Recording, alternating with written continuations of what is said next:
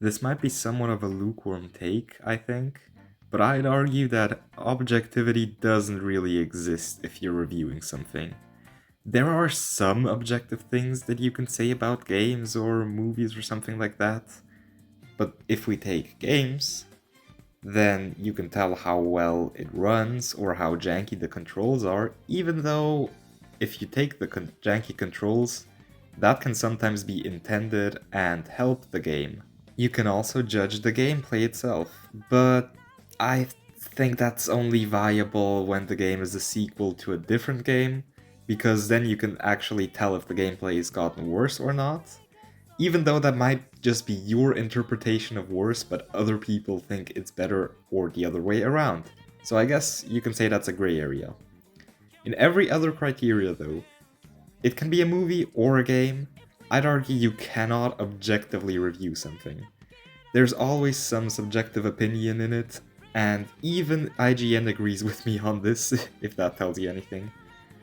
I review games differently than you might review them, and that's okay. But I think I've compiled a pretty good list of how to subjectively review a game. And in case you're wondering, yes, this is basically just me trying to defend some of my hot takes. I think a game can be split into 5 different categories: story, gameplay, graphics, music, and difficulty. There's obviously more, but I think these are the most important ones. These are the primary ones. Story, because that's the whole backbone of some games. Think The Last of Us or something. Many people would not play them if not for the amazing story. Gameplay, I don't think I need to explain this. This is pretty self-explanatory. Graphics, the only reason I'm putting this here is because people on Twitter will come after me if I don't put it here. Music, I think, is a big part of video games. Not just because it's been there since the beginning, but also good music can underline the tones of any game you're playing, and it can enhance the experience a lot. So to be a really good game, the music doesn't have to be perfect, but if the music is good, that's just such a huge bonus, and that's honestly something that is a big influence on how good a game is to me. And difficulty, that might be a hot take, but I think difficulty is important for a lot of people. Not for me personally, you'll see why in a minute, but for many people difficulty is really important, otherwise Elden Ring and other games like it wouldn't have the huge success that they have. Now obviously, these can be more or less important depending on the game. In a rhythm game, the music will be way more important than the story, but in a roguelike the gameplay is more important than the graphics. So I keep the game type in mind when ranking these 5 categories by importance. For me, in a big AAA release, the story is usually my number one priority. I don't really play The Last of Us for the gameplay or God of War, I play them for the story. I like the gameplay, but I play them for the story mostly. After the story comes the gameplay, then the music, then the graphics, and the difficulty in last. However, if we look at an indie game, like Animal Well, which is also an absolute masterpiece, the story suddenly becomes less important, way less important. It becomes the least important thing in the whole review phase.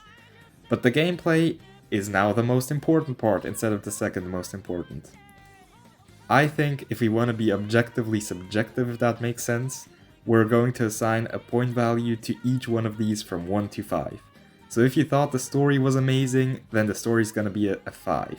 But then, since we rank these by importance, we kind of add like a multiplicator to each one of them. So if the number 1 ranking thing is the story, and that was perfect, a 5, then just multiply that by 5. If the gameplay is the second most important part, and that was again a 5, for example, then you multiply that by 4, and so on and so forth. If the total is above 60, then I think that's a perfect game for you. So if you look at Elden Ring, no hot take incoming, that was a 10 out of 10 for many people. It went a little differently for me. Yeah, as you can see, I didn't really like it. Like I already said, I really couldn't care less about difficulty, and I care more about the story, the gameplay, or even the graphics than the difficulty.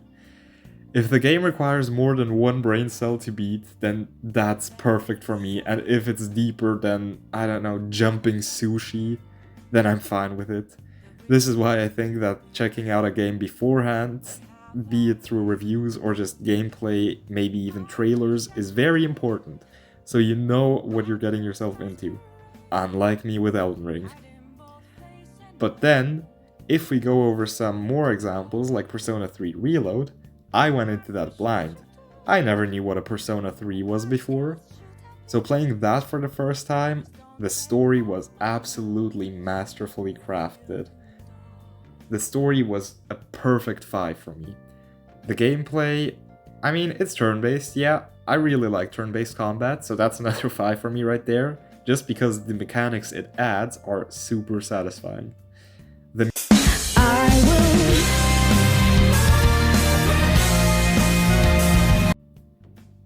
Yeah, I think you know what I'm gonna rank that. The graphics, I mean, they're better than Pokemon. I know that's not saying a lot, but considering it's the biggest turn-based RPG out there, I think it's important to note. Lastly, the difficulty. It requires more than half a brain cell to beat, so I'll give it a 2. Add everything up, and in total that's a 62, so I think it's a 10 out of 10. If we look at Animal Well, I already said I value stuff differently there. Gameplay is more important than story and stuff like that. The gameplay I thought was perfect in Animal Well. It's a puzzle Metroidvania game, and it does that perfectly. You can basically go in whichever direction you want, and you'll eventually find a way to progress.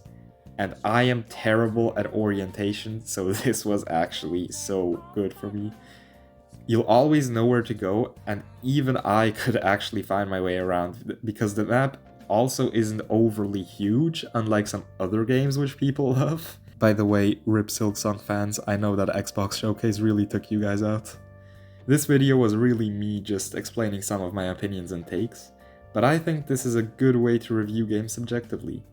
You can't really be wrong with these things, except if you think that, my game doesn't have car, that means this game is worse than other game. Then you're actively wrong. Of course, you can always still go by intuition and just say, oh, this game sucks, it's a 4. Go for it, I used to do that as well, but I think this is a much more fair way to judge a game. I guess what I'm trying to say is that everybody has their own tastes in everything, whether that be movies, books, or games. So that's why I think that sometimes IGN reviewers just get really unlucky when they get stuck with a game that they don't want to play and nobody else has time for it. You know they're gonna get hated on once they give it like a 4, even though it's one of the greatest games of all time. So I guess you just shouldn't look at scores of reviewers. Don't look how poorly or how greatly the game scored on Metacritic. Just form your own opinions on it, and then, if you think, oh, I'd like to play this seems like my kind of game, then pick it up, give it a shot. If you don't like something that everybody else thinks is great, that's fine too. Except if you dislike Persona, in that case, you. It's not a game, I'm not a robot.